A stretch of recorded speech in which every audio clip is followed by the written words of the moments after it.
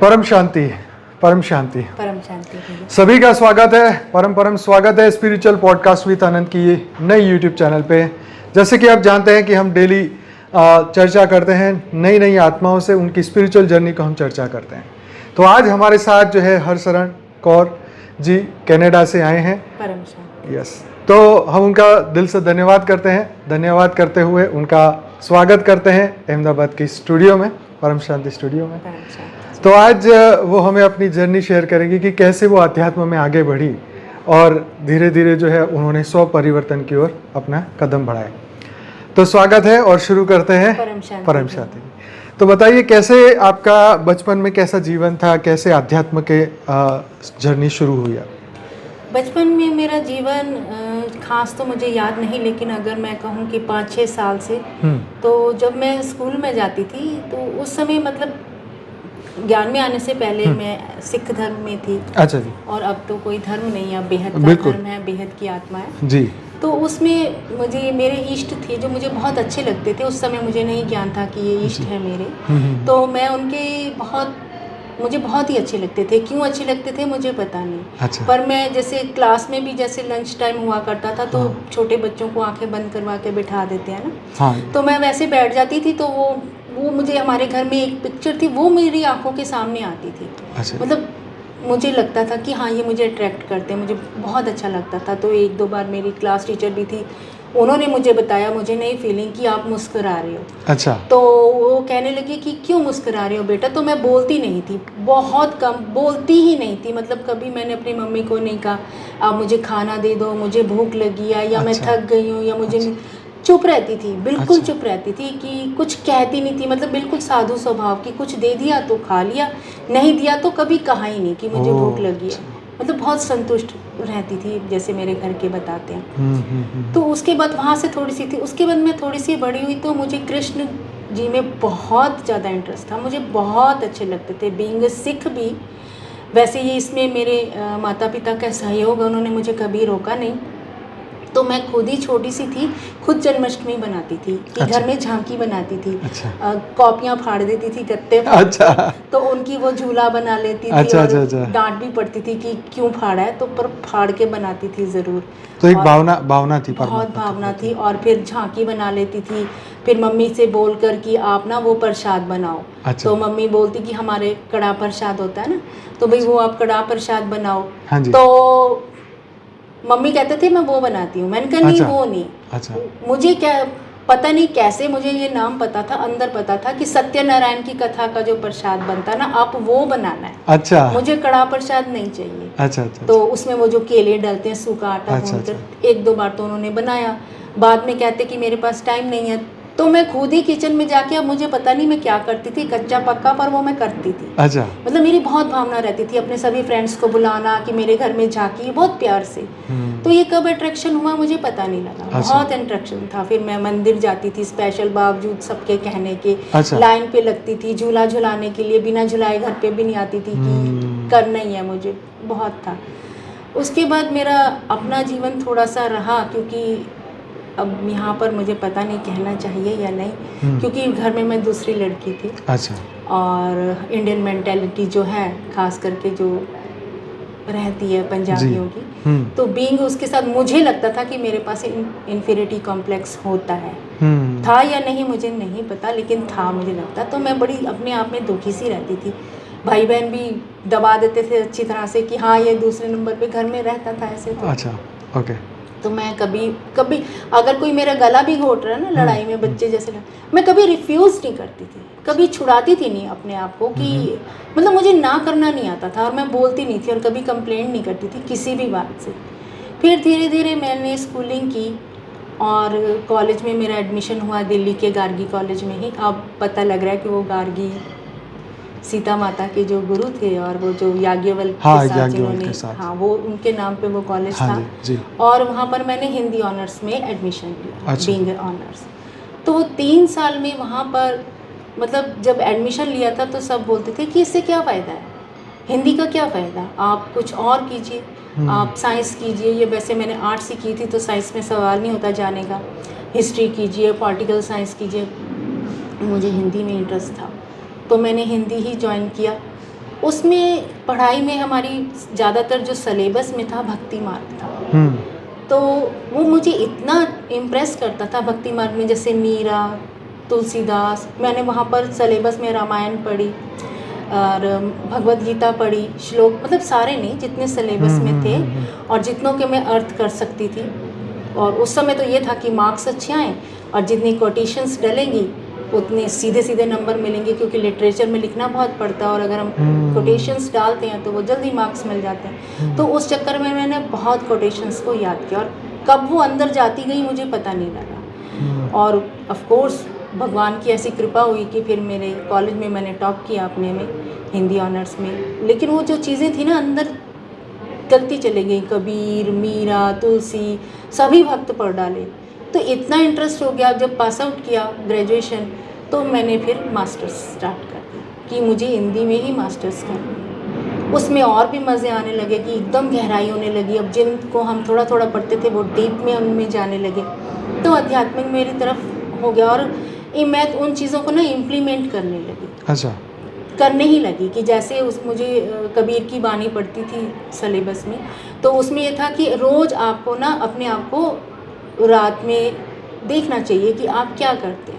तो उनका दोहा तक मुझे अभी तक याद है कि बंदे खोज दिल हर रोज़, न फिर परेशानी माहे। कि भी आप परेशानी में नहीं पड़ेंगे अगर आप रोज़ अपना दिल खोजेंगे। वाह जी। तो मैं उस चीज़ पर चलती थी, इम्प्लीमेंट कर दिया। मैं अपने घर में अपनी मम्मी को, अपनी सिस्टर को तो बोलती थी। अब वो उनकी इच्छा थी वो चलते या नहीं चलते, लेकिन मैं अपनी तरफ से करती थी। वो मुझे आज पता लगा, वो भी और बहन भाइयों के पॉडकास्ट इंटरव्यू से, कि वो एक आत्मज्ञान है। मेरे पास वर्ड नहीं था उसका, और डेली मैं उस चीज़ पे चलती थी और फिर मैं देखती थी कि हाँ मैंने आज में दिन में क्या गलती की, तो मैं कल से नहीं करूँगी। उन चीज़ों पर सुधारना मैंने शुरू किया। मेरा आध्यात्मिक जीवन, उस दौरान मेरी शादी हो गई, तो मेरा दिल तो बहुत था कि मैं पढ़ाई आगे जारी करूं। फिर वो ससुराल वाले कुछ, तो वहाँ का जीवन, मेरे ससुराल का जीवन बहुत टाइट था। मतलब एकदम से कर्म बंधन आया और बहुत स्ट्रांगली आई। मतलब मैं बिल्कुल प्रिपेयर नहीं थी। मैं एक सीधा साधा बंदा, ना जवाब देने वाला किसी को कुछ। तो वहाँ पर जो मेरे हस्बैंड थे, अब थे या है अभी भी, तो उनका साथ इतना नहीं था। साथ इसलिए नहीं था कि वो अपनी मम्मी से काफ़ी इम्प्रेस्ड थे और उनकी मम्मी ने मतलब मुझे कि एक ही बहू है तो ये A to Z करेगी, इसी का काम है, जो हम लोगों की मेंटालिटी रहती है कि कोई काम वाली नहीं। हमारा डबल फ्लोर घर था, पूरा धोती थी फर्श, पोछे लगाने, झाड़ू लगाने, मतलब दिमाग हर समय उसी में। फिर नंदे साथ में थी, वो उन्होंने घर में आ जाना, नज़दीक रहती थी, उनकी आओ भगत करो, सेवा करो। मतलब मेरे पास अपने लिए टाइम ही नहीं, और ना वो देते थे, ना खाने को भी मुझे नहीं देते थे। मैंने कभी शिकायत नहीं की भैया, मुझे कभी आदत ही नहीं थी। जैसे मैंने आपको बताया, मैंने कभी शिकायत नहीं की। सारा दिन काम करना, मुझे घर भी भूख भी लग जाती, मैं कभी नहीं कहती। मेरे 2 बच्चे थे तब, बच्चों को भी देखना, सबको देखना, तो वो मेरा एक रोटी भी खाने को दिल नहीं करता था, क्योंकि बड़ी ना, मैं क्या कहूँ, ये मेरा कर्म बंधन है। जैसे दुत्कार कर देते हैं ना आप किसी को कि घर में कुछ बचा हुआ है, आपने फेंकना है तो आप खा लो, कि हम वेस्ट नहीं होगा। तो घर में नज़रबंद की तरह रहती थी, किसी से बात नहीं कर सकते, ऊपर छत पे कपड़े सूखने डालने नहीं जा सकते कि कोई आपको देखेगा। अच्छा। तो उसको पता लगेगा कि मतलब मैं काफ़ी अच्छी थी, जब सेहतमंद थी, जब शादी हुई थी तो एक सूख के कांटा हो गई थी बिल्कुल। और मम्मी से बात नहीं कर सकते, मायके नहीं जा सकते। अच्छा। और अपने बच्चों के बहुत साथ सारे भी बंधन थे। हाँ, अपने बच्चों के साथ भी आप ज़्यादा टाइम स्पेंड नहीं कर सकते, क्योंकि आप बैठे हैं तो उनको लगता था यू आर टेकिंग रेस्ट, कि why you are doing the, सारा काम पड़ा, you need to do and that's your job. तो उसको मैं करती रही। फिर हमारी भी सेवा करे ना, और फिर रात दिन गालियों की बरसात ही रहती थी। लेकिन मैंने कभी हौसला नहीं छोड़ा, कभी मैंने ये नहीं सोचा। मेरे अंदर वो जो ज्ञान था ना, जो स्पिरिचुअलिटी थी, वो श्लोक मेरे अंदर घूमते थे, जबकि मुझे गुरुद्वारे जाने की भी इजाज़त नहीं थी, कि मैं बहुत मुश्किल से जाती थी। और वहाँ बैठने की इजाज़त नहीं है, जाओ, किसी से बात नहीं करना, क्योंकि अगर किसी से बात की तो कोई ना कोई उनको बता देगा कि इसने किसी से बात की। सिर झुका के जाओ और सिर झुका के आ जाओ। बड़ी बंदी से फिर था। हाँ बिल्कुल ऐसे ही, किसी से मैं बात नहीं कर पाती थी, कर ही नहीं सकती थी। डर भी लगता था कि आते ही कोई मुझे बुलाए भी तो मैं हाथ हिला के चली जाती थी, अगर मैंने किसी को कुछ बोला तो नेवर नो वो क्या बनेगा। अब ये इंटरव्यू सुनेंगे तो क्या होगा?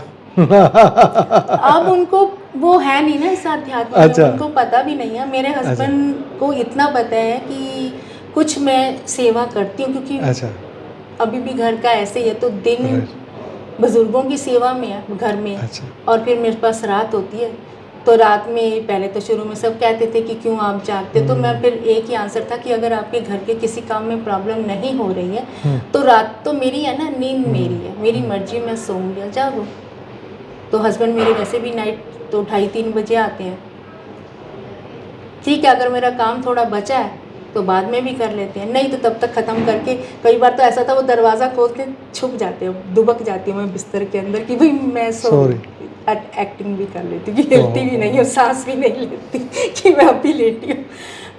ये आप कह लो, ये बापूजी सेवा करवाते हैं, वो इंस्पायर करते हैं अंदर से। और मुझे नींद भी नहीं आती, सच में नींद नहीं आती उस समय, जब तक मेरा टारगेट एक दिन का बना हुआ है कि वो मुझे आज इतने पेजेस करने हैं या आज मुझे ये रिकॉर्डिंग डन करनी है, मुझे तब तक नींद नहीं आएगी जब तक वो डन ना हो जाए। और जैसे ही डन हो जाएगा तो मेरा दिल करेगा कि स्टडी की टेबल पर ही सो जाऊँ, बेडरूम में भी नहीं जाऊँ, तो संकल्प मेरा पूरा हो गया। तो ऐसे ही अभी बापूजी मुझसे करवा रहे हैं 2-2.5 साल से सेवा, बड़ी कृपा है बापूजी की। तो वो उस समय, कठिन समय में ना, मेरे अंदर ज्ञान ही चलता था, मीरा का ज्ञान, कृष्ण की बातें, सूरदास, जो मैंने लिटरेचर पढ़ा था मैं भूली नहीं, अंदर चलता रहा। और ऐसा होने लगा कि आप हद तक मुझे तंग कर लो, मैं कभी टूटूंगी नहीं, मैं कभी हारूंगी नहीं। जब भी मुझे कोई कितना भी तंग करता था, मैं उस दिन और भी ज़्यादा भक्ति करती थी। कभी टूटी नहीं, कभी नहीं टूटी कि ठीक है आप मेरी परीक्षा लो। उस समय ये ज्ञान नहीं था कि ये मेरा कर्म बंधन है, पर मुझे ये ज्ञान था कि आप मुझे तोड़ के देखो और मैं भी अपने आप को देखूं, मैं कहाँ पे टूटूंगी। देखिए, आपकी जो बातें मैं सुन रहा हूँ, ज़्यादातर बहनों की, माताओं की घरों में बहुत इस तरीके की दिक्कतें होती हैं। तो आपने तो सहजता से ये सब बातें कही, और न जाने कितने लोगों को आपकी बात सुन के ही बड़ी हिम्मत मिलेगी, क्योंकि ज़्यादातर घरों में आज भी यही प्रॉब्लम्स चल रही है। बहनें बहुत हिम्मत हार जाती है, मतलब कई बार हमारे से फ़ोन पे बात करती तो रोती है कि भाई हमारे साथ ऐसा ऐसा होता है, हम क्या करें। हमारे पास कोई ऑप्शन नहीं है कि हम सिर्फ ज्ञान ही क्या कह सकते हैं। ज्ञान यही कहेंगे कि परमात्मा आपको हिम्मत दे, ताकत दे, और आप इस कर्म बंधन से जल्दी मुक्त हो जाए, राइट। तो जो आप कह रहे हैं, ये मैं बात को समझ रहा हूँ और अनुभूति भी कर सकता हूँ कि कितना दिक्कत होता है। और घरों में जब एक लेडीज़ को इतना काम भी होता है, और ऊपर से काम तो खैर चलो, हिम्मत प्रेम अगर मिले तो इंसान बहुत कुछ कर लेता है, लेकिन अगर इस तरीके की साथ मतलब काम भी है, और जो मान, जो इज्जत, जो प्रेम मिलना चाहिए, अगर वो ना हो तो इंसान कैसे चलेगा। यही वो रहती थी, लेकिन अंदर बहुत चलता था। और ऐसा हो गया कि जब उनकी टॉर्चर करने की अति हो गई ना, तो मेरी अंदर की आध्यात्म की भी अति हो गई। ओके। तो एक दिन मैं बैठी हुई थी, सारे घर का काम किया। ये आज मुझे पता लग रहा है कि वो क्या था, उस समय मुझे ज्ञान नहीं था। हाँ, आध्यात्मिक जीवन मेरा चल रहा था, और मैं साफ कहूँगी कि वो भक्ति नहीं थी, क्योंकि वो मुझे भक्ति नहीं करने देते थे। मेरे पास आध्यात्म का ज्ञान आ चुका था, उसको अब जो मैंने जैसे आपको बताया कि मैं उन कोटेशंस को याद करती थी, तो वो मेरे अंदर चलती थी। अच्छा। उन कोटेशंस की धारणा की मेरी शुरू से आदत थी, बचपन से आदत थी, तो मैं धारण करती थी उनको कि हाँ मुझे ऐसे चलना है, मुझे ऐसे ही रहना है। छोटे छोटे बच्चे हैं तो इनको पालना है, मरना नहीं है, क्यों मरना है। मैं अपनी क्षमता को चेक करूँ, मैं कहाँ पे टूटती हूँ। क्या मैं टूटती हूँ? नहीं तो टॉर्चर करने वाले थक जाएंगे, मैं नहीं टूटूंगी। बड़ी ज़बरदस्त हिम्मत है आपकी, वाकई में। ये आत्मबल है, मैं कहूँगा ये आत्मबल है, क्योंकि आत्मबल के बिना कोई व्यक्ति जो है इतने हद तक मतलब इतना स्ट्रांग नहीं हो सकता है। आत्मा में जो पावर है वो हमें मदद करती है ऐसी चुनौतियों से निपटने की। तो मैं यही कहूँगा कि जब आप आत्मा का ज्ञान आपको कब मिला? जब ये सब चीज़ तो चल ही रही थी। हाँ, आत्मज्ञान कब? इसी दौरान एक बहुत 2-3 बहुत खूबसूरत अनुभूतियाँ। अच्छा। क्योंकि ये पराकाष्ठा मेरी भी हो गई कि खाने को नहीं, एक रोटी मिलेगी, और वो भी पता नहीं कि चैन से खाने को मिलेगी या नहीं, लेकिन इसलिए खानी होती थी कि बच्चों के लिए जीना है। नहीं तो वो कैसे करेंगे। एग्जैक्टली। तो वो एक खा लेती थी जैसे भी मिलती थी, चलो। अच्छा। तो उस दौरान बड़ी गर्मी का महीना था, ये बहुत आज मुझे महसूस हो रहा है ये क्या था। तो गर्मी का महीना और दिल्ली की गर्मी, जून जुलाई की, तो सबको खाना वाना खिला दिया, 2-2:30 बज गए थे, तो मेरा नंबर आया एक रोटी खाने का। घर का सारा काम किया, मैं थक गई थी बहुत बुरी तरह से, लेकिन फिर वो खाना खाना था, पता था कि अभी फिर दोबारा काम शुरू करना है। तो बिजली चलेगी, लाइट चलेगी और पंखा चल रहा था, वो पंखा बंद हो गया। तो इन्वर्टर लगा था, इन्वर्टर स्टार्ट हो गया। काफ़ी पुरानी बात बता रही हूँ मैं आपको, ऑलमोस्ट 2004 या 5 की बात है ये। तो वो पंखा चलने लगा, तो मेरी मदर इन लॉ अचानक से आई और कहती ये पंखा क्यों चलाया है तुमने, तो इसका बिल क्या बाप भरेगा तुम्हारा। That I was really hurt, पर मैं रोती नहीं थी ना। तो मैंने कहा ठीक है, बाप ही भरेगा, बेचारे के पास तो पैसे है नहीं, मेरी शादी कर दी, चलो कोई बात नहीं। तो मैंने उठकर पंखा बंद कर दिया। मैंने कहा एक ही रोटी खानी है, गर्मी में खा लेंगे। मैं बैठ गई दोबारा से, तो एकदम से क्या हुआ, मुझे लगा मैं ऐसे खा रही हूँ, तो मैं फ़र्श की तरफ देख रही थी, तो अचानक से ऐसे लगा फ़र्श में पानी भर गया, दूर तक, जैसे दूर तक ना पानी भर गया, जहाँ तक मेरी नज़र जा रही है। चिप्स का फ़र्श था पुराने टाइम का, तो वो पानी इतना क्लीन, बहुत ही निर्मल पानी। तो मैं ये सोच रही हूँ ये पानी कहाँ से भर गया, ये मैंने तो अभी सफाई की है ये, अरे अब तो ये पानी भर गया और मुझे तो फिर दोबारा से सफाई करनी पड़ेगी, अभी तो मैंने खाना भी नहीं खाया। तो मैंने अपनी आंखें मली कि शायद मेरी आंखों में पानी तो नहीं आ गया, तो पानी नहीं था आंखों में। फिर थोड़ी देर बाद मुझे ध्यान आया कि अगर पानी होगा तो मेरे तो पैर गीले होंगे, तो पैर तो मेरे गीले हैं नहीं, मतलब अगर उस समय मुझे कोई देखता तो वो कहता ये पागल हो चुकी है, मैं क्या कर रही हूँ। तो मैं फर्श में, फिर मैंने कहा पैर भी नहीं गीले हैं, मतलब ये 1 मिनट में संकल्प अंदर चलते जा रहे हैं और पानी भरा ही हुआ है, बहुत क्लीन की फर्श का मैं एक दाना भी देख सकती थी, बहुत क्लीन और ठंडा मुझे फील हो रहा है। तो बड़ी शांति मिल रही है कि गर्मी में, तो मैं बैठी हूँ। तो थोड़ी देर में दिमाग में आया कि ये तो मेरी सलवार गीली हो जाएगी, मेरे पास दूसरा सूट भी नहीं है पहनने का, तो मैं क्या पहनूंगी। तो मैंने सलवार अपनी तरफ से ऊपर कर ली कि अभी उठूंगी और सारा निकाल दूंगी पानी। फिर थोड़ी देर में आया कि यार ये क्या हो रहा है, अच्छा पानी होगा तो मैं पैर मार के देखूं तो पानी की आवाज़ आएगी। मैंने मारा भी ऐसे ऐसे, तो पानी की छप छप की आवाज़ नहीं आई, लेकिन पानी था। तो मैंने कहा कि चलो अभी उठकर मैं इसे क्लीन करती हूँ। तो ऐसे पानी का ध्यान हटाया कि फिनिश कर लूँ then I am gonna clean, पर समझ में नहीं आया ये पानी क्यों भर गया। तो सामने ऐसी जो ना ऐसे दीवार थी, तो मैंने दीवार की तरफ देखना शुरू किया, तो अचानक से वहाँ पर फूल खिल गए और इतनी ठंडी हवा और इतनी सुंदर सुगंध, भैया मैंने ऐसे फूल कभी देखे ही नहीं। अच्छा। ऐसी सुगंध कभी सूंघी ही नहीं। और मतलब जैसे मुझे गर्मी लग रही थी, मुझे बिल्कुल गर्मी नहीं लगी, वो ठंडी ठंडी हवा आने लगी, मैं एकदम से शांत हो गई, मुझे बहुत ही अच्छा लगा। तो मतलब उस समय मैंने अपनी बुद्धि लड़ानी छोड़ दी कि ये फूल कहाँ से आए या क्या, मैंने छोड़ दिया, मैं उस चीज़ को एंजॉय करने लगी। मुझे बहुत शांति मिल रही थी, बहुत अच्छा लग रहा था। मतलब उस समय तक अगर मुझे कोई नहीं बुलाता तो दैट वाज ड्रीम सीक्वेंस। तो थोड़ी देर में क्या हुआ, मुझे बाहर से आवाज़ आने लगी कि समवन इज़ कमिंग अप, तो वो एकदम से दीवार हट गई और जैसे जो ये वाइट वॉश है ये दिखाई देने लगा। तो मैंने सोचा ये क्या था, लेकिन उस अनुभूति को मैं आज भी नहीं भूली, अभी आपसे एक्सप्रेस कर रही हूँ, बिल्कुल वो ताज़ी है उसी तरह से। तो मैंने उसका जवाब ढूंढने की कोशिश की कि ये क्या था, मुझे क्या हुआ। अभी मैं सोच ही रही हूँ, क्योंकि मैं किसी से बात तो कर नहीं सकती थी, कोई सर्कल मेरा था नहीं बिल्कुल भी, फ़ोन भी अलाउड नहीं था करना। तो अपने मन में रखा कि जब कभी मायके जाऊंगी ना, पता नहीं कब जाऊंगी, जब भी जाऊंगी तो मैं वहाँ पर खोजूंगी किसी को, क्योंकि इनके सर्कल में, मेरी सिस्टर के सर्कल में 1-2 ऐसी आत्माएं थी जो आज मुझे पता लगता है कि वो क्या थी, पर उस समय मुझे वही नज़र आती थी कि भक्ति मार्ग में है। तो उनसे किसी से तो पूछूं कि ये क्या था, वो मौका ही नहीं मिला किसी से पूछने का।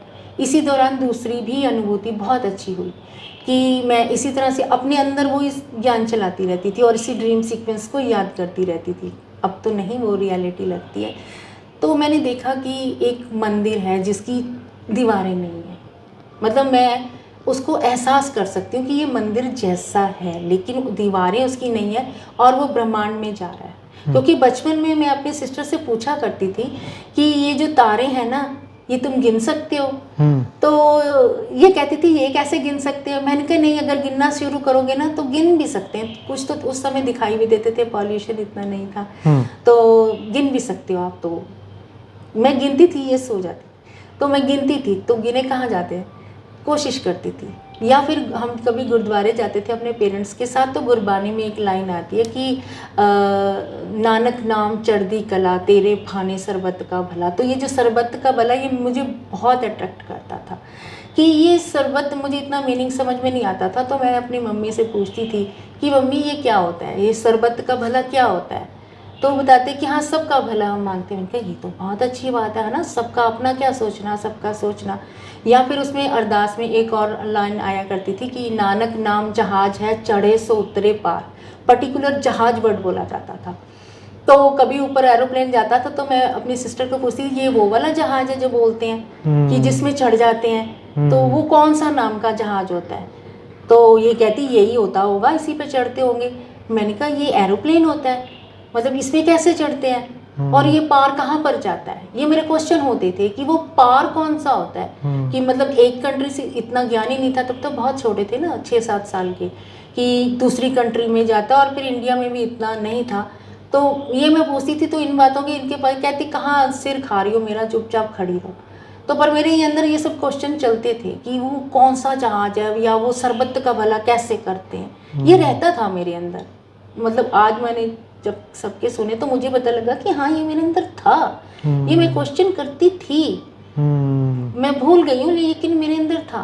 तो वो जो दूसरी अनुभूति थी जिसमें मंदिर उड़ता जा रहा था, एकदम से ना उसमें घंट बजा, और मैं उस मंदिर के साथ साथ, मतलब उसको देखने के लिए कि मैं भी ऊंचाई उड़ तो नहीं रही, मैं ये नहीं कह सकती, लेकिन मैं उसको फॉलो कर रही हूँ। वो बहुत ऊपर जा रहा है, मरमा मेरे कमरे से निकल के ब्रह्मांड में चले गया, और एकदम से टन की आवाज़, तो ऐसे लगा जैसे मेरे कलेजे के अंदर टन बजाए। वो बाद में कुछ आत्माओं से बात करने के बाद पता लगा, और उसके बाद एकदम से तबले की था। तो कुछ आत्माओं ने कहा कि ये अनहद नाद था जो आपने सुना, क्योंकि वो अंदर धम्म से हो गया, बिल्कुल अंदर चले गया मेरे। तो ये बहुत अच्छी अनुभूतियाँ रहीं। उसके बाद मैं जीवन ऐसे ही रहा, अपना करती रही जो भी मुझे आता था। उसके बाद मुझे यहाँ आने का चांस मिला, तो मेरे मन में ये था कि जब मैं जाऊँगी ना, अकेली रहूँगी, तो मैं अपनी स्टडी पूरी करूँगी और आध्यात्मिक जीवन को आगे स्टार्ट करूँगी, उसे दोबारा से करूँगी, कि सब छूट जाएंगे। अब वो कर्म बंधन ऐसा था कि जिनकी वजह से जा रही थी वो भी मेरे पीछे आ गए, वहाँ कनाडा में भी। और फिर हस्बैंड बोलने लगे कि भाई आप मेरी सपोर्ट करो और जॉब करो। तो कहाँ हिंदी ऑनर्स का बंदा और कहाँ अकाउंटिंग में, तो फिर पढ़ाई की यहाँ पर आके, बच्चे भी छोटे छोटे थे, मतलब जो मैं करना चाह रही थी मैं नहीं कर पाई, एकदम भौतिक मटेरियल वर्ल्ड में आना पड़ा। सारा कोर्स किया, फिर जॉब्स की, जॉब्स में भी बड़ी टक्करें मारी, बहुत स्ट्रगल है बाहर की लाइफ में रहना, हर समय हस्बैंड को सपोर्ट करना, नहीं करोगे तो घर नहीं चलेगा, बच्चों को देखना, मतलब वो चीज़ निकल गई। ऐसे ही मैंने 10 साल जॉब की, और उसके बाद 2018 में दौरान में मेरी तबीयत ख़राब होने लगी, कि मुझे पता नहीं लगा, क्योंकि वो अब पता लग रहा है, समझ में आ रहा है कि डॉक्टर्स कहते हैं कि आपको स्ट्रेस था, जो मैंने पहले भी लाइफ में काटा, और उसके बाद यहाँ पर भी जॉब का स्ट्रेस, क्योंकि मैं अपनी मन की नहीं कर पा रही थी, मुझे अध्यात्म में जाना था, पर अब क्या करें, हस्बैंड की भी तबीयत ख़राब हो रही है, बच्चे भी छोटे, आपको करना पड़ेगा। तो उसके बाद वो स्ट्रेस की वजह से मुझे फिज़िकल कंडीशन, न्यूरो की प्रॉब्लम हुई, और उसमें मुझे 3-4 बार अटैक कह लीजिए आप। जैसे एक बार मेरे लेफ़्ट विज़न चले गया, आँख थी, विज़न नहीं था, pictures I couldn't make it up. तो बस मैं भगवान, वो जो भक्ति मार्ग था, उन्हीं से एक प्रार्थना, क्योंकि मेरे मन में शुरू से ना दर्शन की बहुत इच्छा थी कि भगवान के दीदार हो जाए, एक बार, बस एक बार मुझे कहीं से भी वो मिल जाए, और मैं उससे, मुझे ऐसे दर्शन नहीं करने, और चाहिए विराट भव्य दर्शन चाहिए, जिसे देखते ही बस मैं ना वो उसमें खो जाऊं, वो विराट इतने हो कि मैं उसे देख भी ना पाऊँ, मेरी आंखें कम पड़ जाएं, मेरा विज़न कम पड़ जाए, वो इतना बड़ा हो, इतना विशाल हो, पूरे ब्रह्मांडों में फैला हो, बहुत बड़ा हो। तो हमेशा दर्शन तो मैं यही कहने लगी कि भगवान ये आपने क्या किया, मुझे तो अधूरे दर्शन हो रहे हैं, एक आँख से दूसरी से नहीं हो रहे, तो कुछ भी करो इसे कंप्लीट कर दो, क्योंकि जब जो मैं आपके विराट दर्शन हो तो वो एक आँख से कैसे दूंगी, आप दोनों दो ना मुझे, मैं देखूंगी, आप मुझे देखना ही तो है आपको, और कैसे देखना, प्रत्यक्ष रूप में, जैसे मैं आपसे बात कर रही हूँ। मुझे वो वाला इमेजिनेशन नहीं चाहिए, वो तो मेरे पास है, वो तो कॉलेज टाइम से है, वो नहीं चाहिए मुझे। ये चाहिए जिससे मैं पूछूं, जिससे मैं बात करूं, जिसको मैं देख सकूं, जिसे मैं समझ सकूं, फिजिकल स्थूल में। अंदर से आवाज आती थी ये इम्पॉसिबल है, ये नहीं हो सकता, क्या मांग रहे हो आप। तो मैंने कहा मुझे तो यही चाहिए, जैसे मर्जी आप करो, मुझे यही चाहिए। तो वो इम्पॉसिबल थिंग भी तो उस समय पॉसिबल हुई। डॉक्टर्स कहने लगे आपकी आँख की जो है वेन टूट गई है, it's not going to be connect, हम उसे नहीं कर सकते। पता नहीं क्या हुआ, 1 हफ्ते अंदर बाद मेरा विज़न आ गया, मुझे दिखाई देने लगा। धन्यवाद किया भगवान का। दोबारा फिर मेरी लेफ़्ट रिलैप्स हुआ कुछ सालों बाद, और उसमें मेरी लेफ़्ट आर्म बिल्कुल बंद हो गई। तो फिर वही दुआ शुरू हुई। तो मेरे मन के अंदर आने लगा कि ये कहीं कुछ अधूरापन है जो मैंने किया नहीं, ये बार बार मुझे कुछ बताना चाहते हैं।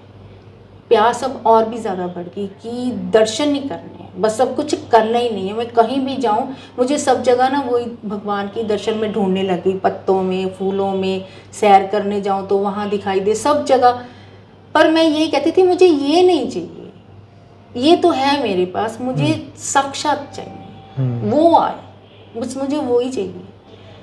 तो करते करते फिर मेरे मन में आया कि शायद कुछ कहीं अधूरा है, तो अब आप जॉब छोड़ दो। अब बहाना भी अच्छा है, हस्बैंड को कहो कि बाजू नहीं चल रही, ऑफ कोर्स नहीं चल रही, मैं कंप्यूटर पे काम नहीं कर सकती, अकाउंटिंग के डाटा एंटर नहीं कर सकती। तो वो मान गई। मैंने कहा ये अच्छा हुआ, तो वो मान गए। तो कहते चलो ठीक है आप जॉब छोड़ दो। अब जैसे ही हुक्म मिला मैं तो खुश हो गई अंदर से कि अब मैं वो करूँगी जो मैं करना चाहती हूँ। फिर मैंने शुरू किया अपनी दोबारा से धर्म ग्रंथों को, और कॉलेज के दौरान मैंने कौन सी साल की बात है? थे ये 2018 की बात है, और कॉलेज में मैंने वेद शास्त्र पढ़े थे। अच्छा।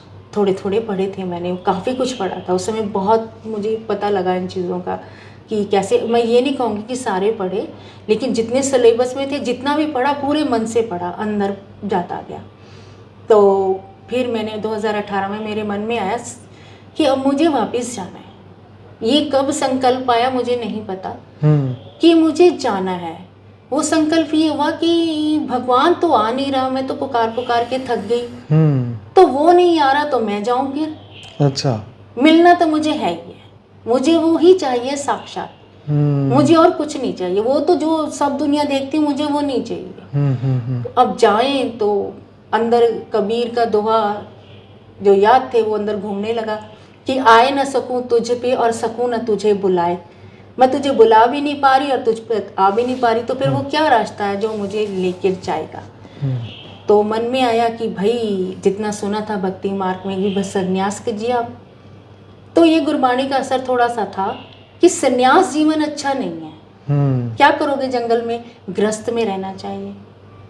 तो मैंने कहा ग्रस्त में रहना है तो वो क्या मार्ग है जो ग्रस्त में मुझे ऊपर जाना है। ये मुझे पता लग गया, अंदर से इंस्पिरेशन आने लगी कि भगवान तो ऊपर है और मुझे ऊपर जाना है। तो जंगल में नहीं जाने का रास्ता, जंगल से आप नहीं जा सकते, मुझे नहीं जाना है। ये तो किसी भी अवस्था में नहीं जाना है, ना देह त्याग करना है। उस संस्कार में तो शुरू से मैं कड़ी थी कि देह त्याग नहीं करूँगी। तो मुझे क्या करना है। तो फिर मैंने सोचा कि शायद मैंने अपना गुरु ग्रंथ साहब जी नहीं पढ़े, शायद उसमें मार्ग होगा। तो मैंने उसको पढ़ना शुरू कर लिया। अब आधा पढ़ लिया तो उसमें सारा भक्ति मार्ग, वो जो मैं खोज रही हूँ वो तो है नहीं। तो मन ने कहा कि शायद बाकी के आधे में हो। तो मैं थोड़ी सी परेशान सी होगी क्योंकि मुझे उसमें कुछ नज़र नहीं आ रहा था। भक्ति तो मैं ऑलरेडी कर चुकी ना, मैंने पढ़ लिया सारा कुछ। तो मैंने कहा यूट्यूब में कुछ देखे, कहीं छूट तो नहीं रहा कुछ। तो अब समय था, मैंने देखना शुरू किया। एक दिन पूरा यूट्यूब मेरे सामने पेज खुला, मैंने उसको स्क्रॉल किया शुरू से लेकर एंड तक। वो आध्यात्मिक स्पिरिचुअलिटी डाला ना तो सब निकल गया। सामने आ गए, ओशो आ गया, बापूजी, आसाराम, फिर उन्हीं की वीडियो के नीचे बापूजी की थी, उस समय मैंने नोटिस नहीं किया। मैंने सारा स्क्रॉल करके, क्योंकि वो बार बार आसाराम आ रहा था, मैं फ्रैंक वर्ड में कहूँ, मैंने कहा ये बकवास है, इसको तो मुझे सुनना ही नहीं है, देखना भी नहीं है। तो नीचे स्क्रॉल करके मैं सीधा एंड तक ले गई, लेकिन मन में पता नहीं क्या चल रहा था, मैंने पेज टर्न नहीं किया, मैं फिर ऊपर आ गई। तो मैंने कहा कुछ छूट रहा है, शायद मैंने ध्यान से नहीं देखा। मैंने दोबारा से उसको देखना शुरू किया, सबको देख रही हूँ, सबको देख रही हूँ, सबको देख रही हूँ, बापूजी नज़र आए। तो मैंने कहा पता नहीं क्या है, तो मैं फिर नीचे आ गई।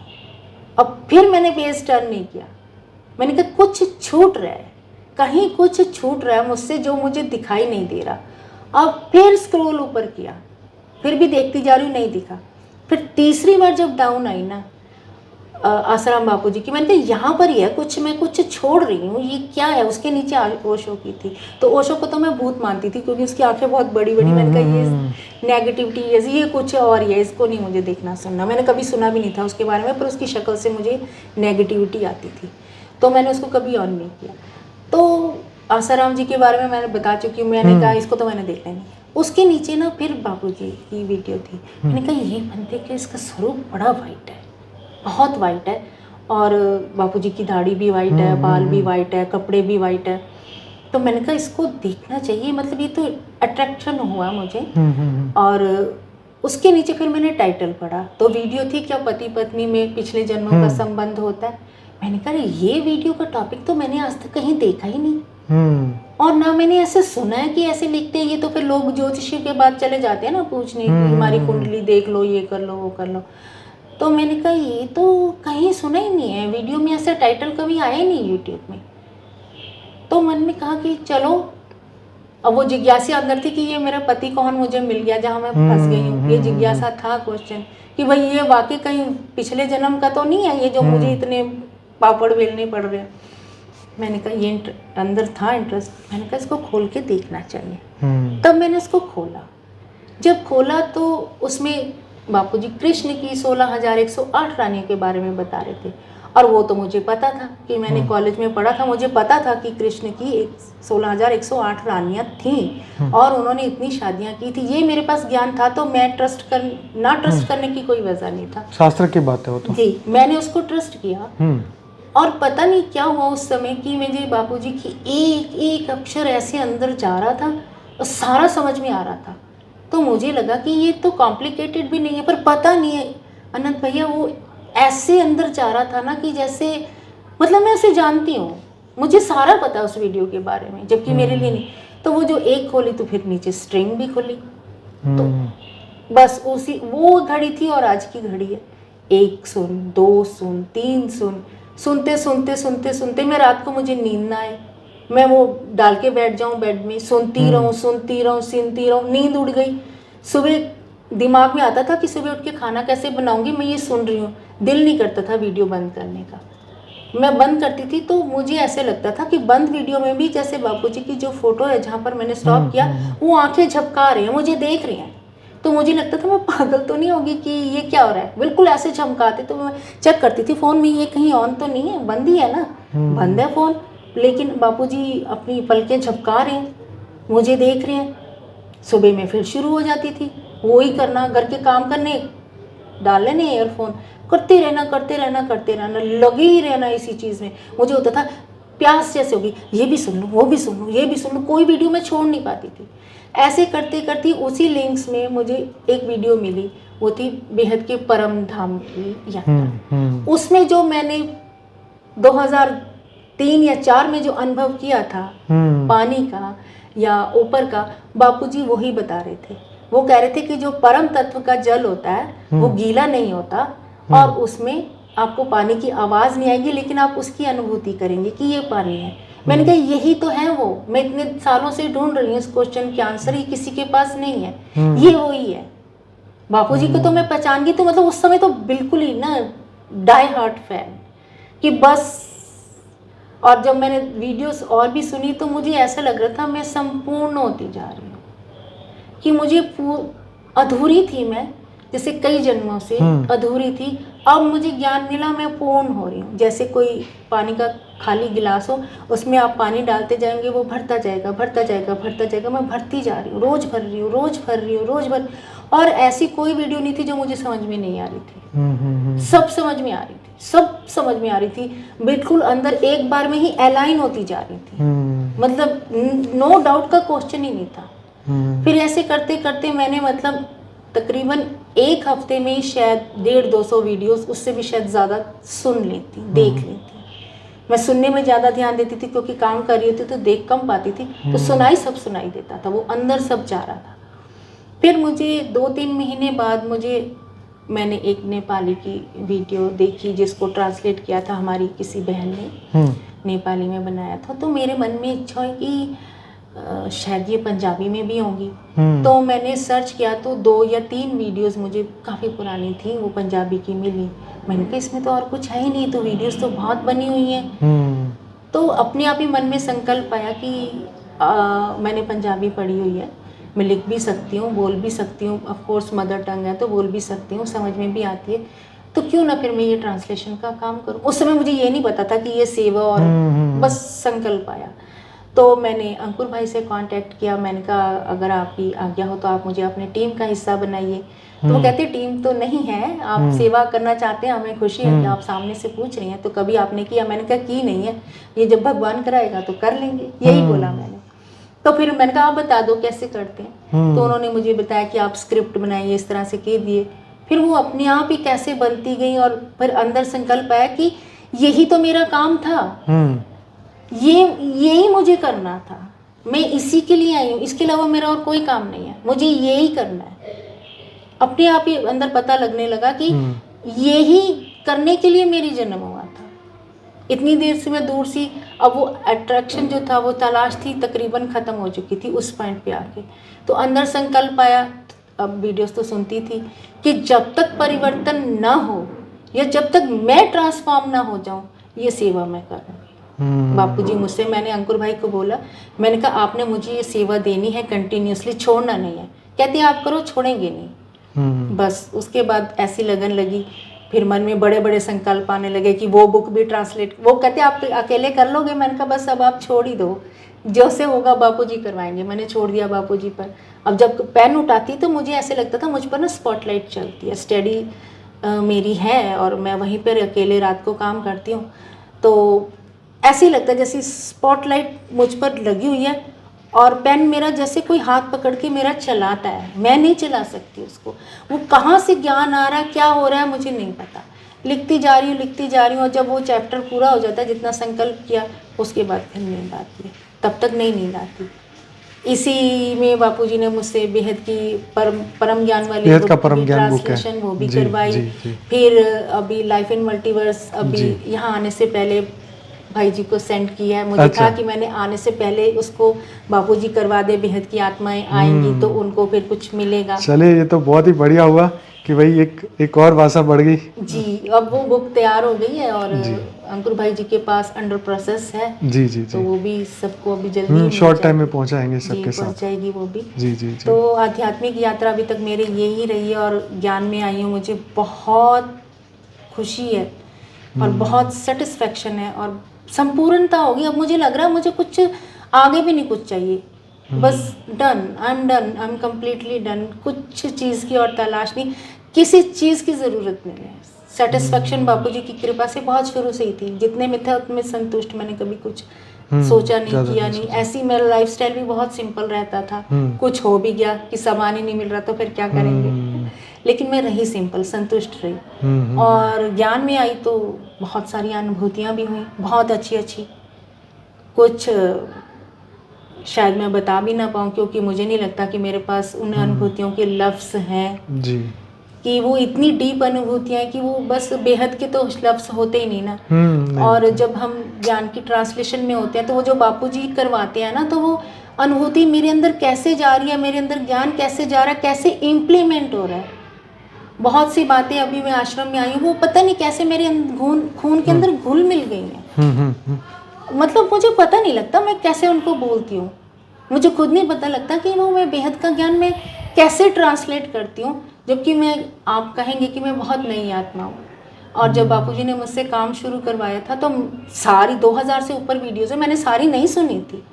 और माँ ने मेरी बहुत हौसला अफजाई की, सभी बेहद की आत्माओं ने बहुत बहुत बहुत की, मैं सभी की बहुत धन्यवादी हूँ। आपने कितना मुझे इनकरेज किया, आपने मुझे बताया कि बहन आप वो जो लिस्ट है हमारी अनस्पोकन ट्रुथ बाय बापूजी, आप उसको ट्रांसलेट कीजिए। सबका इतना सहयोग था, इतना प्यार मिला मुझे, पर अपने जीवन में इतना प्यार कभी नहीं मिला मुझे, अपने घर वालों से किसी से भी नहीं। अब मैंने अपनी मम्मी से बोलना चालना बंद कर दिया था कि मुझे चाहिए ही नहीं कुछ, मुझे कुछ नहीं चाहिए। जो मेरा ये परिवार है, अब धीरे धीरे ज्ञान बढ़ने लगा, अब सब पता लग रहा है। अब तो मतलब बापूजी मुझसे हमारे कनाडा का छोटा सा एक संगठन है, ग्रुप है, उसमें भी ज्ञान की बापूजी की कृपा से चर्चा करवाते हैं। आत्माएं कहने लगी कि आप बताओ, तो मैंने कहा मैं तो इतनी ज्ञानी नहीं है, पर अब जो बापूजी करवाते हैं मैं कर लेती हूँ, वो ही करवाते हैं। वो भी सेवा बापूजी ले लेते हैं। एवरी वीकेंड हम लोगों का संगठन होता है, उसमें चेतना अभियान योग करवाते हैं और ज्ञान की मेरी ड्यूटी लगाती हैं बापूजी। तो जितनी लगाते हैं वो बेचारे आधा घंटा कहते हैं, मुझे पता ही नहीं लगता, मैं 1 घंटा मैं ही बोल देती हूँ। तो ये सब रही अनुभूतियाँ, बहुत अच्छा प्यार मिला, इतना बेहद का प्यार है, बेहद की खुशी है।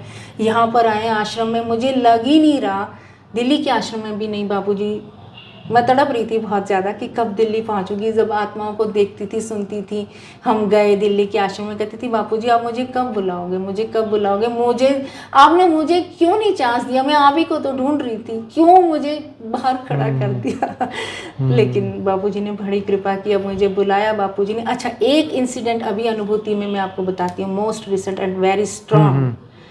वो ये अनुभूति था कि अभी जब मैं इंडिया आ रही थी, तो जिस प्लेन में मैं बैठी थी, प्लेन की टेक ऑफ बहुत अच्छा एंड नीट एंड क्लीन था, बल्कि मैं ये सोच रही थी मन में कि जो पायलट है वेरी एक्सपीरियंस्ड, तो आराम से ले आएगा। उसके बाद हम लोग दिल्ली पहुँचे, international Indira Gandhi international airport पे हम लोगों की फ़्लाइट का टाइम था 11:45 और हमको 11:30 पे वो ले आया। तो उसने बोला, अनाउंसमेंट की कि landing is ready, so be prepared for the landing. तो हम सब लैंडिंग के लिए प्रिपेयर हो गए, लेकिन लैंडिंग हुई नहीं, हम ऊपर ही घूम रहे हैं। तो मुझे ये लगा कि शायद रनवे फ्री नहीं है और अपने टाइम में रनवे फ्री होगा। तो वो घूम रहा था आराम से ऊपर ही, हम ऊपर से सब बिल्डिंग्स और सब कुछ दिखाई दे रहा था, हिमायू टॉम, मुझे तो पता है मैं दिल्ली की रहने वाली हूँ, तो वो सब ऊपर से दिखाई दे रहा था। तो खुशी हो रही थी, पहुँच गए है ना, इंडिया पहुँच गए और बापूजी से अब मिलेंगे। तो वो ऊपर काफ़ी 10-15 मिनट घूमता रहा। तो जब टाइम हुआ तो उसने फिर कहा कि अगेन लैंडिंग इज़ प्रिपेयर्ड। तो हम लोग फिर प्रिपेयर हो गए कि अब लैंडिंग होगी। तो वो जो जहाज़ था ना, असल में लैंडिंग हमेशा ही इसी तरह से होती है, जिस तरह से टेक ऑफ होते हैं इसी तरह से लैंडिंग होती है। तो वो एक जगह स्टे हो गया एरोप्लेन। तो मैंने सोचा कि शायद उसको लग रहा है कि रनवे नहीं फ्री, तो मैं यहीं पर लैंड करूँगा, जबकि एरोप्लेन के लिए पॉसिबल नहीं है, सिर्फ हेलीकॉप्टर के लिए पॉसिबल है। तो वो स्टडी हो गया। तो बजाय ऐसे आने की, जो पैसेंजर्स थे उनको तकलीफ़ भी हो रही थी, वो ऐसे आ रहा था, बिल्कुल सीधा सीधा उतरने लगा कि ब्रीदिंग प्रॉब्लम होने लगी सबको। लेकिन मैं शांति से बैठी रही। मुझे पता था मैंने बेहद के आश्रम में जाना, बापूजी ने मुझे बुलाया हुआ, मुझे कुछ होने वाला है ही नहीं। और एक स्टोरी भी सुनी हुई थी साक्षी बहन की कि क्या पता किसी की एक किस्मत से सब चलते हैं। तो मैंने कहा ये होगा, आराम से बैठो, बाप है मेरा पायलट, वही चलाएगा। तो आया ऐसे तक। उसके बाद पता नहीं पायलट को क्या हुआ, स्पीड बहुत कम थी, अचानक से लैंडिंग बिल्कुल रेडी थी, हम लोग को रेनवे नज़र आने लगा, थोड़ा सा ही पेड़ भी नज़र आने लगे। उसने एकदम से स्पीड प्लेन की तेज की, क्यों की ये आज तक मुझे नहीं पता। तो जब प्लेन की स्पीड तेज जो स्यू करने लगा ना, मैंने कहा ये तो लैंडिंग कैसे करेगा इतनी स्पीड में, ये क्वेश्चन है। इतने में मेरा जो चेयर थी, सीट थी, विंग्स के साथ थी, तो इतनी ज़ोर से उसने लैंडिंग की ना, ऐसे बिल्कुल। तो मुझे साफ अनुभूति हुई कि टायर फट गए, या तो इसमें आग लगी, मतलब हम लोग को बहुत झटका लगा, सभी को एकदम से बहुत से फटाक से लगा। और उसके बाद वो जहाज ऐसे हो गया इम्बैलेंस, अच्छा, एक व्हील पे आ गया। तो हम सब ऐसे हो गए बिल्कुल, अच्छा, कि इधर से ऊपर हो गया। वो सारे डर गए, सब अपने भगवान को सब याद करने लगे। मुझे कुछ हुआ ही नहीं, मुझे ऐसे लग रहा कि जैसे हम गाड़ी में बैठते तो पत्थर आ जाता तो थोड़ा सा टेढ़े हो जाते ना, मुझे डर नहीं लग रहा था, मुझे पता था बापूजी है मेरे साथ। तो वो ऐसे हुआ, थोड़ी देर तक चला, उधर से रनवे भी फिनिश होने वाला हो गया कि वो स्टेशन आने वाला है, एंट्री का, जहाँ से पैसेंजर अंदर एंटर करते हैं। तो मुझे ये लग रहा था कि अब मतलब मुझे ये नहीं लग रहा कि हमारे साथ क्या होगा, मैं ये तो जहाज अब इसके अंदर घुस जाएगा, काफ़ी कम डिस्टेंस रह गया था। फिर मेरे ख्याल से उसने पीछे से एक पैराशूट खोला, क्योंकि वो स्टॉप नहीं हो रहा, स्पीड काफ़ी है। तो फिर वो जहाज अपने आप ही, सच मानिए आनंद भैया, मुझे बिल्कुल ऐसे लगा कि जैसे बापूजी ने ना हाथ से ऐसे उसको खड़ा किया और वो सीधा हो गया और बिल्डिंग से 5-6 फीट की दूरी पे ही अपने आप ही रुक गया। तो सबकी जान में जान आई, लेकिन ये एकदम लाइफ अनुभूति थी मेरी। मोस्ट रिसेंट अभी लास्ट वीक की मेरी लैंडिंग थी। तो मैंने कहा ये तो बापूजी हैं। इतना बड़ा जहाज बोइंग था एयर इंडिया का 707, उस जहाज को कम से 350 पैसेंजर थे, उस जहाज को सीधा करना, वो जो एक व्हील पे आ जाए, it's not possible any condition. तो ये अनुभूति बड़ी स्ट्रांग रही। मैंने कहा बापूजी मुझे पता, आपने मुझे बुलाया तो आप तो मुझे मिलोगे, मैं जाऊंगी आश्रम। तो ये बहुत खुशी, ये मोस्ट रिसेंट थी जो मैं चाहती थी आपसे शेयर करूं। और सभी आत्माओं को निश्चय बुद्धि विजयंती में हो तो बिल्कुल कोई नहीं घबराएगा। बिल्कुल बिल्कुल। तो बहुत सारी आपने बढ़िया बातें समझाई, अपने जीवन का लाइव एग्जाम्पल आपने बताया। ये भी बताने की कोशिश की कि भाई निश्चय बुद्धि हो तो कैसे आपको बल मिलता है, निश्चय बुद्धि हो तो कैसे आप आपका फियर, जो भय हैं जो हमारे भीतर हैं, उसको हम कैसे ख़त्म कर सकते हैं। तो बहुत ही अमेजिंग बात आपने बताई। और अब जबकि आपने बहुत सारी बातें कही तो मेरे क्वेश्चन अभी सब ख़त्म ही हो चुके हैं। फिर भी अगर आप कुछ और कहना चाहते हैं तो मैं बेहद की आत्माओं के लिए ज़रूर मैसेज देना चाहूँगी कि चाहे वो बेहद में हो या हद में हो, भक्ति मार्ग से थोड़ा सा आगे निकलने की ज़रूर प्रयास करें। बिल्कुल। भक्ति तक ही ना रहे कि वही आप रूटीन वर्क कर रहे हैं कि सुबह नहाकर मंदिर जाना ही है, अब चाहे आपको समझ में आए ना आए, आप प्रसाद खाकर घर आ रहे हो, बस आप सोच रहे हैं कि आज का मेरा दिन का कर्तव्य पूरा हुआ। ऐसे नहीं होना चाहिए। उससे थोड़ा सा आगे, थोड़ा सा एक कदम, गुरबानी में कहते हैं कि अगर आप एक कदम आगे बढ़ाते हैं तो भगवान आपको आपके एक कदम के बदले में 10 कदम आगे आकर आपको रिसीव करता है। तो इस बात में आप ज़रूर यकीन करें और एक कदम ज़रूर बढ़ाएं, आध्यात्म की तरफ ज़रूर ही बढ़ाएं, अपनी आत्मा की जागृति के लिए। जब आप अध्यात्म में जाएंगे तो कोई ये क्वेश्चन ही नहीं है कि आपको ज्ञान ना मिले। Exactly. और आप ज़रूर ज्ञानी बनेंगे। और जब आप ज्ञानी बनेंगे तो फिर आपको भगवान की प्राप्ति, भगवत प्राप्ति, आत्म जागृति, अहम ब्रह्मास्मि से कोई रोक नहीं सकता। आप उससे ऊपर जेट की स्पीड से निकलेंगे। ये मेरा अपनी निजी अनुभूति है और ये मैं सभी आत्माओं से कहना चाहूँगी कि वो सभी ज़रूर करें और एक बार हमारे बेहद के ज्ञान को ज़रूर ही देखें, ज़रूर देखें। धीरे धीरे समझ में आएगा, सब चीज़ एक जैसी नहीं होती, लेकिन ज़रूर समझ में आएगा। सभी आत्माएं, हम सभी आत्माएं मिलकर स्व परिवर्तन के लिए, विश्व परिवर्तन के कल्याण के लिए सेवा करते हैं, उसमें सहयोग करें। ज़रूर आएँ, एक बार आध्यात्म की यात्रा ज़रूर शुरू करें और भगवान धरती पे आया हुआ तो ये सबको पता लगे। और सभी की मंगल कामना से तो जो हम लोगों का टारगेट है, सभी बेहद की आत्माओं का और हमारे बापूजी का, कि ये स्व परिवर्तन हो, विश्व परिवर्तन हो, विश्व में शांति हो, सभी को सुख और आनंद मिले, बहुत बहुत खुशी हो, सब परम आनंद में हो, सब खुश रहे अपने घर में, कोई भूखा ना हो, कोई दुखी ना हो। दुख काट लिए सबने, बहुत सह लिए, अब बस परिवर्तन हो और सभी आत्माएं सहयोग करें और विश्व परिवर्तक में और हमारे बेहद के ज्ञान में ज़रूर आए और बापूजी दशरथ भाई पटेल जी के ज्ञान में वीडियोस को सुने, समझे, उन्हें एक नई जागृति मिलेगी, नई राह मिलेगी। बेहद का धन्यवाद जी। बहुत बढ़िया, आपने मेरा काम आपने बहुत आसान कर दिया। हमारी चैनल को जरूर से सब्सक्राइब करिए। वीडियो अच्छा लगा है तो जरूर से लाइक करिए, कमेंट करिए, शेयर करें। और हमारी मेन चैनल है बापूजी दशरथ भाई पटेल, जिसमें 3,40,000 से ज़्यादा सब्सक्राइबर जुड़ चुके हैं। और मैं डेली मेडिटेशन कराता हूँ लाइव, रात को 10 से 11।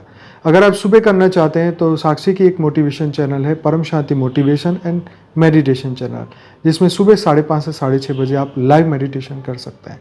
और आप अपने मेडिटेशन से रिलेटेड अगर कुछ क्वेश्चन है, अगर कुछ और जानना चाहते हैं तो हमारा एक प्लेलिस्ट है जिसको आप ज़रूर से देखिए। मेडिटेशन का प्लेलिस्ट है जिसमें बहुत ही बढ़िया वीडियोज़ हमने कलेक्शन किया हुआ है। तो जिससे आप करते जाएंगे तो आपके अंदर के जो क्वेश्चन है वो ख़त्म होते जाएंगे। ये पॉसिबल नहीं है कि ये एक वीडियो देख के ये ख़त्म हो, क्योंकि ये लंबा अभ्यास है, ये PhD की पढ़ाई है। आपको कई घंटे देने पड़ेंगे, बहुत सारा ज्ञान सुनना पड़ेगा, तब जाके आपका प्योरिफिकेशन होगा। और प्योरिफिकेशन होने के बाद ही आप रियलाइजेशन आपका हो सकता है। तो इसीलिए प्योर बनने की कोशिश करिए, फिर रियलाइजेशन जरूर होगा, क्योंकि हम जो है सत्य चित्त आनंद स्वरूप है। लेकिन ये मानते मानते कई जन्म बीत जाते हैं कि हम वाकई में वो है, राइट। तो जो है उसको जानना है, उसको समझना है, लेकिन उसके लिए पुरुषार्थ है। पुरुषार्थ क्या है? ज्ञान, योग, सेवा और धारणा। तो जरूर से वीडियो को लाइक करिएगा और दूसरों तक पहुंचाइएगा। और मैं आपका बहुत बहुत धन्यवाद करता हूं, आपने इतना समय दिया, इतनी बातें, अच्छी बातें बताई। शायद कोई अपनी इतनी गहराई वाली बातें कोई नहीं बताता, पर इन्होंने ऑनेस्टी से एक अपने बड़े होने का मतलब एक क्योंकि अभी जो जुड़ने वाले लोग हैं, जो ज्ञान में अभी छोटे हैं, उनकी शुरुआत हुई है, उनके लिए ये बहुत ही रिच एक्सपीरियंस है। ये जानना बहुत ज़रूरी है कि जीवन में अगर हम मुश्किलों में फंसे तो कैसे हिम्मत हमें मिले, कैसे हम आगे बढ़े, क्योंकि जीवन का नाम यही है कि हम मुश्किलों को आराम से पार करें। हाँ, तो इसीलिए आप जरूर से वीडियोस को देखते रहिए। और स्पिरिचुअल पॉडकास्ट विद अनंत की चैनल में बहुत सारे इंटरव्यूज़ हमने दिए हुए हैं और भी बहुत सारे आने वाले हैं।